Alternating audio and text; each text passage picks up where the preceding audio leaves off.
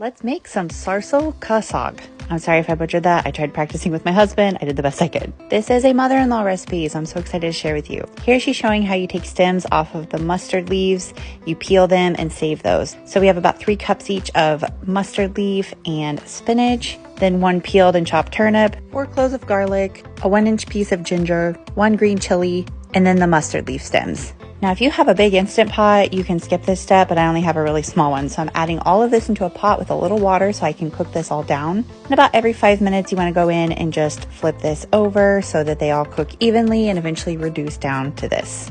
When the amount is more manageable, I'm going to put it in my Instant Pot and pressure cook this for 5 minutes. In the meantime, we're going to fry up a few cloves of garlic and some oil and then add in 2 finely chopped onions. These are small onions. After those turn translucent, we're going to throw in about another 1-inch piece of chopped ginger. Let that cook for a bit to get a really nice fragrant smell going.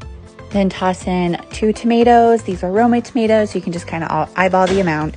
Then we're going to cover and let this cook down for about 10 minutes. And while that's going, to a separate pan, we're going to take 2 heaping spoons of corn flour. And you just want to roast this for about 5 minutes or until it gets a little bit of a more brown color. Back to this pan, we're going to season with some salt, turmeric, chili powder, coriander powder, and some garam masala. Let that all cook for a few minutes. If you find it getting too thick or dry, you can add a little water as needed. All those mustard and spinach leaves, we put them in the blender to puree it really fine. Now we're just gonna mix that in. We did also add a little garam masala at this point, but I forgot to film it. Then we're gonna add in that corn flour we roasted. She said this just adds a really nice flavor and it also helps to thicken this up a little bit.